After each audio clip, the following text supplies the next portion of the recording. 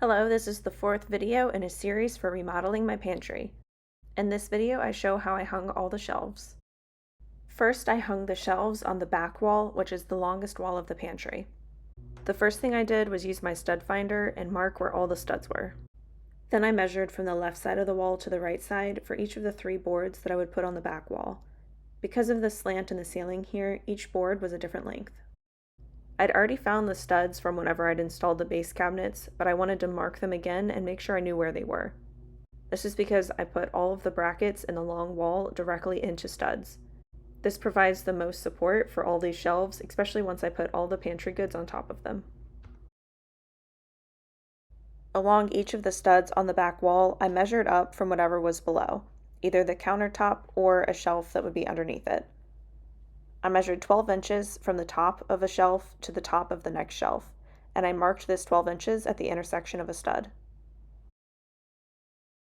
Then I used a T-square and a small level to make sure that each of these markings were level.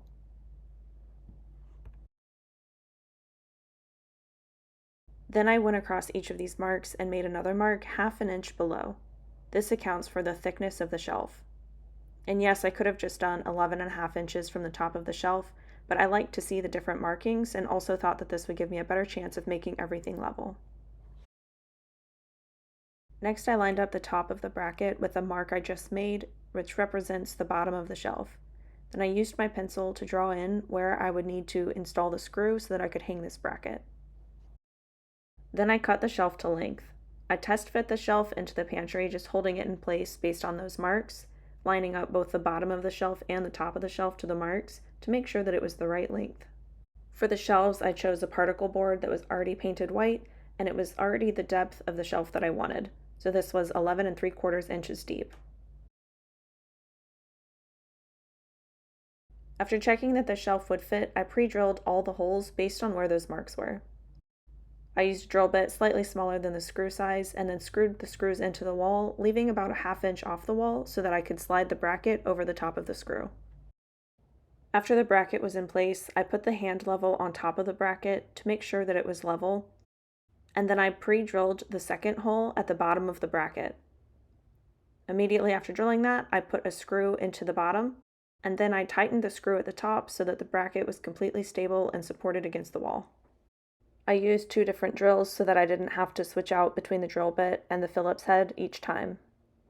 This made the whole process go a lot faster. Then I installed the shelf on top of the brackets. Again, I checked for level and made sure that it was the right length. Then I screwed the top of the bracket into the bottom of the shelf. I bought these brackets from Home Depot, and each bracket came with all 4 screws that were needed. I used this same process to install all of the shelves on the long wall, and then I switched over to the short wall. So for this short wall, the stud runs straight up in between the left and right side where I'm going to put the shelves. And I don't want to put a bracket straight up the middle because then I don't have good support on either side. So what I'm going to do is use these wall anchors, and I'm going to mount a shelf bracket on the left and a shelf bracket on the right. This is about 20 inches. So these wall anchors are going to be plenty supportive enough for a 20-inch shelf that's not in the stud on either side. So what I've done is I've measured over from the left and over from the right 2.5 inches, and then up from the top of this shelf 11.5 inches, which is the same dimension between the bottom of this shelf and the top of this shelf, so that when I continue everything to this wall, the line will stay. Now what I'm going to do is take the stud finder and just check what's in the wall here. There shouldn't be any electric there, but I'm going to make sure that there's no electric before I actually put a hole in the wall. After making sure that the wall was clear, I marked where I was going to install the first screw. I lined up the top of the bracket with a mark that's 11.5 inches above the shelf below it. And then with a pencil, I just colored in where I needed to install that first drywall anchor. I marked this on both sides. Then I pre-drilled the hole using a drill bit that was the same size as the drywall anchor. In this case, I used a 1/4 inch drill bit. I used a hammer to push the drywall anchors into the wall. Then I put the screw about halfway into the drywall anchor and then slid the bracket over the screw.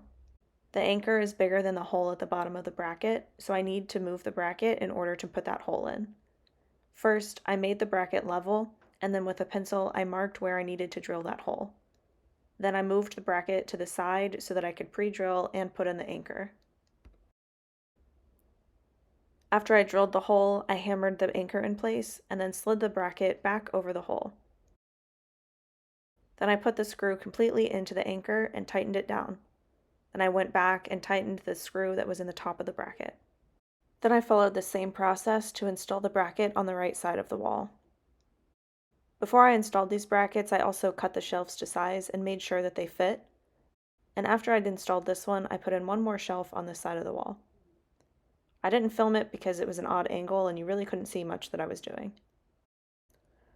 With the brackets installed, I screwed the top of the brackets into the bottom of the shelves, and then I had a fully assembled pantry. Thanks for watching this video, which was part 4 of a pantry remodel. Stay tuned for the 5th and final video, adding all the finishing touches. Be sure to like and subscribe to see more content.